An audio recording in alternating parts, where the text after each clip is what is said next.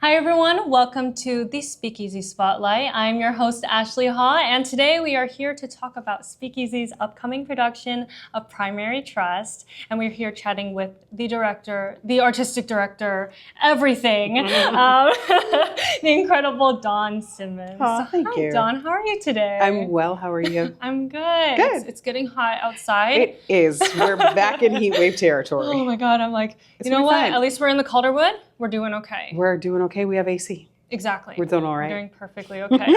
But yes, so Dawn is an administrator, director, writer, and now the artistic director of SpeakEasy for your first season. I love it. And we're so excited to have you. Thank you. You've done so much great work just in SpeakEasy and around Boston. Thanks. I've seen so many of your shows actually, at least maybe 4 or 5 in the past year. Yes. Including one at my school. Love to hear it. It's true.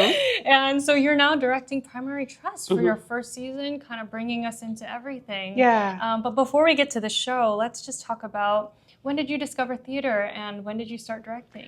I discovered theater young, early in life. My mother was one of those who made sure that we were really well-rounded. And so the arts were important to her. Mm-hmm. She had me in dance class and she took us to our first theater shows. I also remember, it was my favorite memory, I grew up in Buffalo, New York, and we get some of the New York City stations in Buffalo, or at least we did at the time. And there were commercials for cats that would play all the time. And I remember like begging my mother to take me to see this show. And it came through on a tour.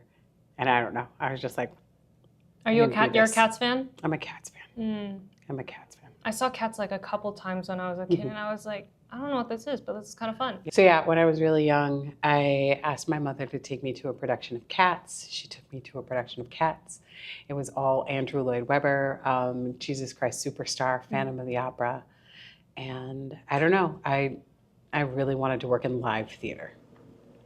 I didn't know how, but I knew that was something I wanted to do. And so how did you kind of discover directing? Because I think when we think of directing, there's like a million different avenues that you can go down. There's a million ways to do it. Yeah. Every single person is different. So how did you discover it first as a job and then kind of refine how you wanted to direct? Sure.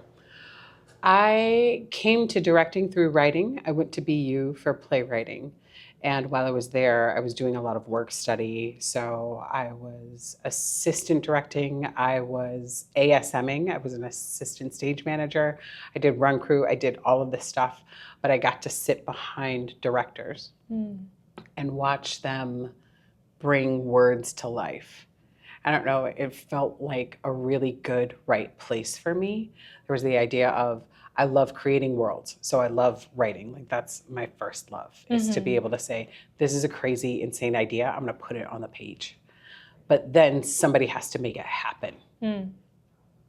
And being the director and sort of helming that and saying, oh, I see this idea and I think I know how to bring it to life, or I see what you're saying, it's not gonna work like that, but here are 3 other things that we might try. Like that felt like the kind of work that I could do and would excel at. Yeah. Clearly very much excelling at it. Thank you. Thanks.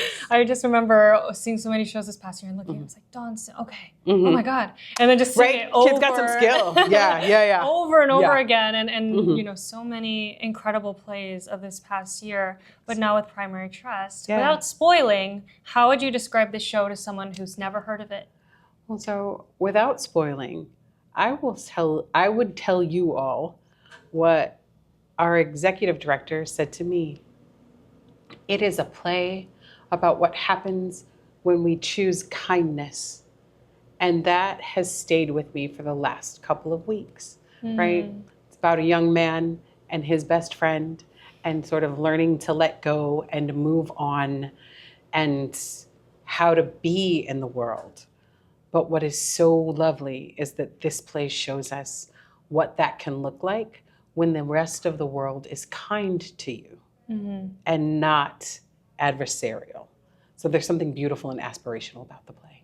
Yeah, that's beautiful. Yeah. And can you take us through the process of how and when you decided to direct Primary Trust? Because I'm sure you were the one, obviously, behind the scenes working with Paul or Alex to kind of choose a season and represent something you want to bring. Yeah. This is a show that is being done quite a bit across the nation.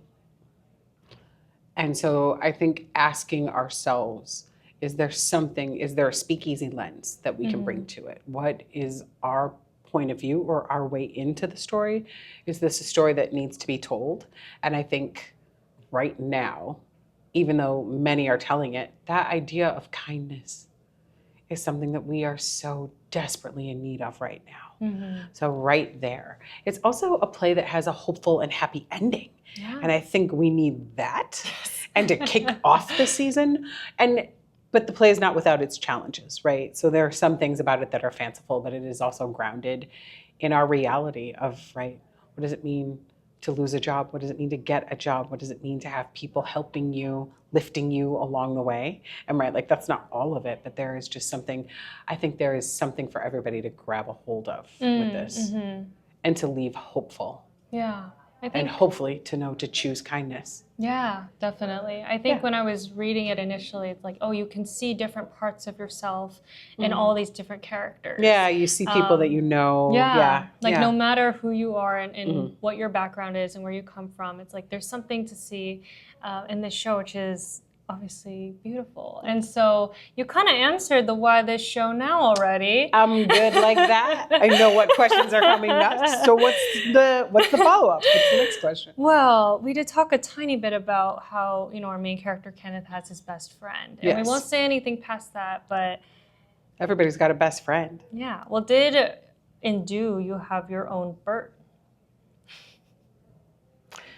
I never did. Never. Okay. I never did. I never did.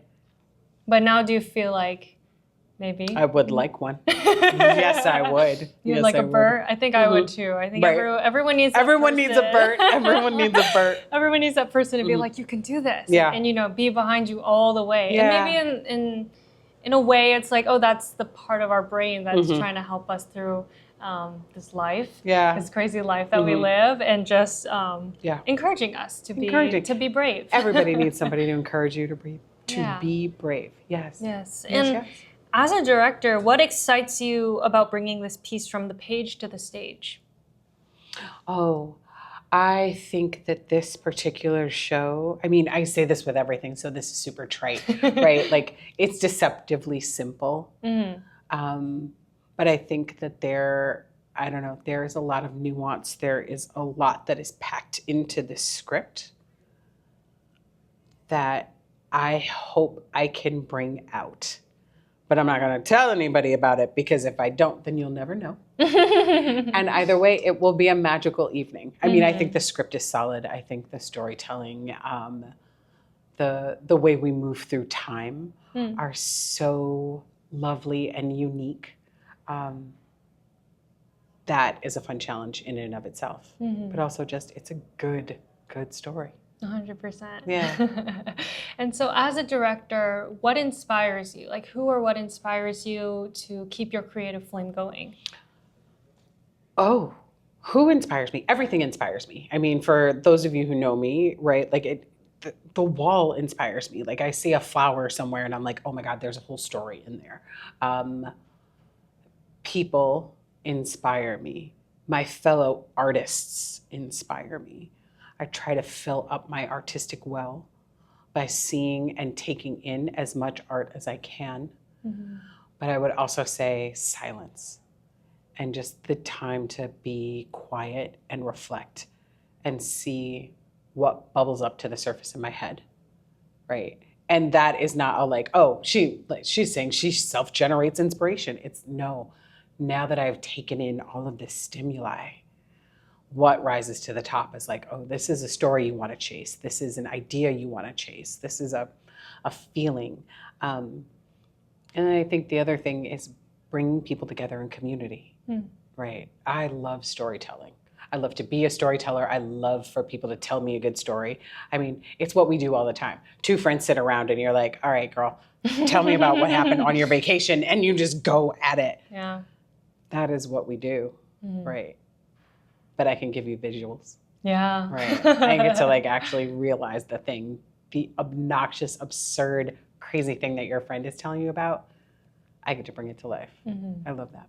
What would you say to aspiring directors who want to bring something to life but have absolutely no idea how to start? Start your own company. Terrible. Terrifying. Start your own company. Yeah. Find friends. Put something up any way that you can. See if you can get a gig at one of the colleges. See if you can be an assistant director for somebody. Know that it is not easy to get these doors opened. Mm-hmm. Sometimes you have to try to kick them open, and sometimes they will not. And so making your own work. And that doesn't necessarily mean, I say starting a company, but it might be just saying, this is a show I really want to do. I'm going to get some money together. And I'm going to do it on as shoestring a budget as I can or as big a budget as I can, but generate some of your own work, right? Yeah. It's kind of like Find create your brand of like who you want to be. I don't know if that's exactly what you're saying. No, definitely not. No, I'm not there yet. I'm like, no, don't create your brand yet. But kind of create just, your own opportunity. Yes. You get to create your brand later. Yeah. But I don't think, right? Like, I mean, I think the create your brand is such a lovely sentiment. But I can tell you, I couldn't have told you what my brand is or what I do for like the first 5 years. I'm like, I don't know, I'm just learning this. Yeah. Now, if you ask me, don't ask me what my brand is. The kind of work that I excel at, right? I think the kind of work that I excel at and like is different than the kind of opportunities that I've been given. And so somewhere within there, I have had to like continue to thread like, I know you are giving me this well-made like play that happens in somebody's living room, but I really want the thing that happens on Mars or in between time and there's like no set and there's probably zombies involved. And that's my brand. But like, is Boston ready for that brand? So all of that is to say it's a much larger conversation for me. Yeah. So what I would say first is build your opportunity. Yeah. And I think of plays as happening in different spaces. I really loved what happened during the pandemic when people were producing theater on TikTok. Yes. Right? Like, start somewhere. Yeah. Yeah. Yeah. No, it's just learn as much as you can so you can kind of develop your lens of how you see the work that you're doing and kind of what you want to say with it, maybe? No. I think it is. I went to school or I did not go to school. I have an idea. I want to figure out how I do this. It's giving yourself a playground and where to practice and where can you put into practice the things that you have learned. Or if it's not the things that you have learned hands-on, at least the things that you think you might know. It's like being a kid and putting a show on in your backyard. Great, now you're gonna do the sort of adult version of that and you're gonna find friends of yours who have gone to school and studied or who have taken classes and you're all gonna put something on and you're gonna figure out how this goes so that when that opportunity presents itself, you're ready to go. And sometimes you have to do that on your own. Yeah. Yeah. Yeah, there's so much to it, but a fun one. What is your go-to order at a tiki bar? Oh, Mai Tai. Like, come on. Very like, on brand. Very on brand. But right, if you're at a tiki bar, like that's perfect. Perfect. Absolutely. And lastly, what is the thing you hope people take from Primary Trust? Kindness. I think we need it now so much. It is tough sometimes, I think, for so many of us, just getting up in the morning. What would it be easier if everybody was just a little bit kinder to each other? Yeah. Yeah. Well, Dawn, I think that kind of wraps up like our first kind of impression of Primary Trust. Thank you. And we're so excited for this entire season with you for the first time. I know. First year. It's going to be great. So exciting. We're going to have a good time. Just to kick it all off, we're so excited. So Cool. thank you so much for chatting with me today. Thank you. And thank you to everyone who will be watching. And make sure to learn more at SpeakEasyStage.com. Woo!